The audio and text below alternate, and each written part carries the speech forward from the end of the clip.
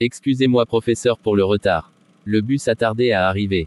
Pas de problème. Je comprends la situation. Merci professeur. Quel est le cours d'aujourd'hui? Le cours d'aujourd'hui concerne les transformateurs de tension et les transformateurs de courant. J'attends avec impatience d'écouter le cours, monsieur. Écoute bien, et si tu ne comprends pas quelque chose, demande-moi de répéter.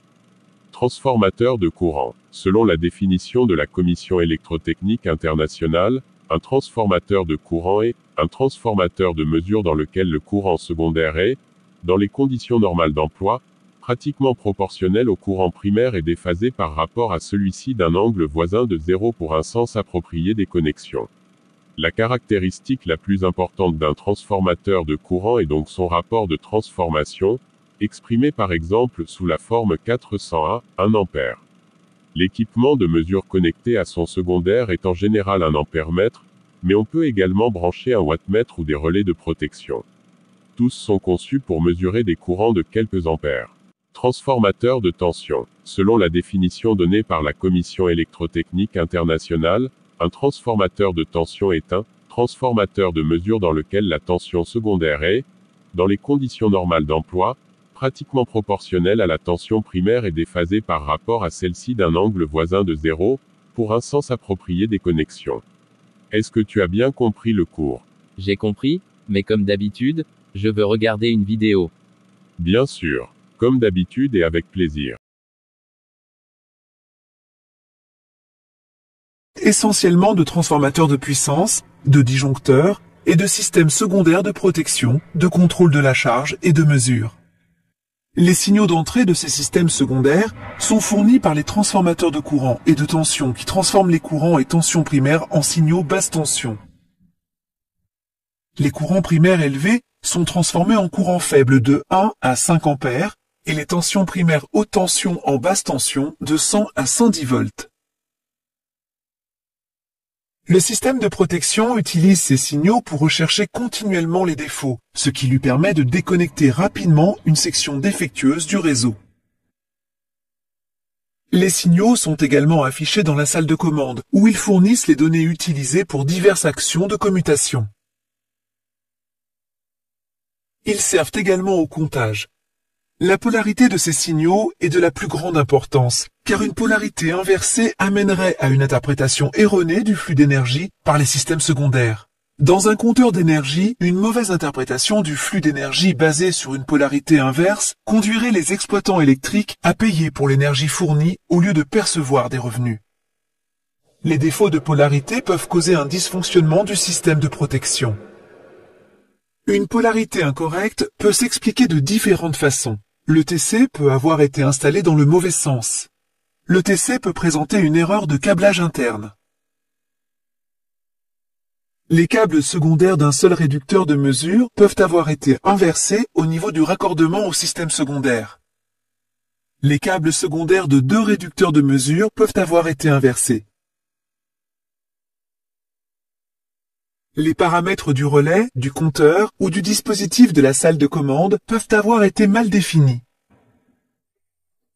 C'est pourquoi le câblage des systèmes secondaires doit être vérifié au moment de la mise en service du poste ou après toute rénovation. Une injection primaire est utilisée pour valider le câblage. Des courants élevés jusqu'à 1000 ampères peuvent être générés par un équipement de test puissant. Des courants inférieurs autour de 100 ampères peuvent être injectés par des équipements de test plus petits et plus transportables.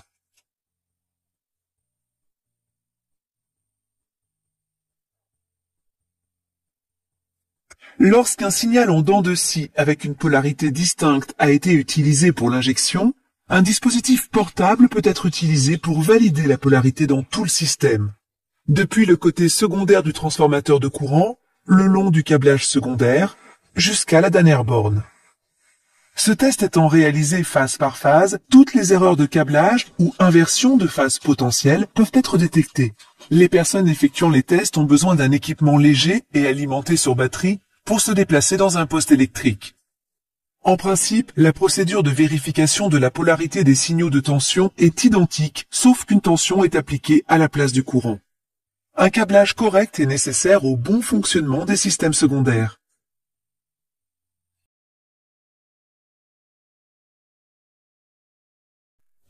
Les transformateurs de potentiel ou de tension se composent d'un circuit magnétique, un enroulement secondaire, un enroulement primaire et l'isolation. Le transformateur de tension transforme la haute tension appliquée à son enroulement primaire en basse tension sur son enroulement secondaire, selon le rapport assigné.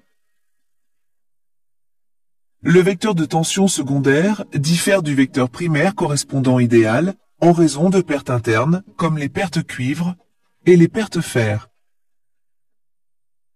De plus, la charge connectée peut aussi affecter l'erreur de rapport de tension et le déphasage.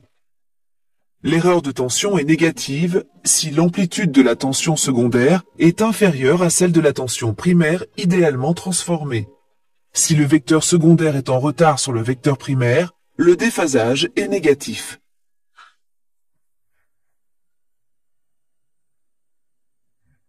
Pour compenser l'erreur de rapport, les fabricants ajustent parfois le nombre de tours primaires ou secondaires.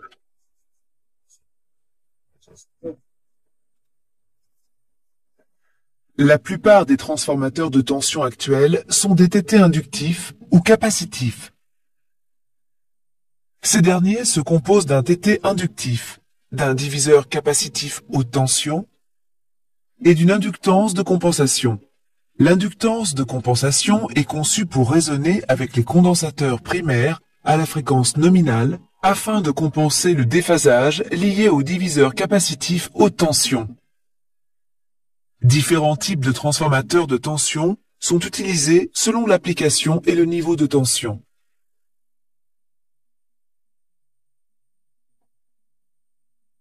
Des TT époxy sont souvent utilisés en moyenne tension. L'isolation à des tensions supérieures est réalisée avec de l'huile et du papier. On peut également isoler les transformateurs avec du gaz ou les intégrer à des postes sous enveloppe métallique. Ils sont utilisés toute l'année sur le réseau électrique et ont une durée de vie jusqu'à 40 ans.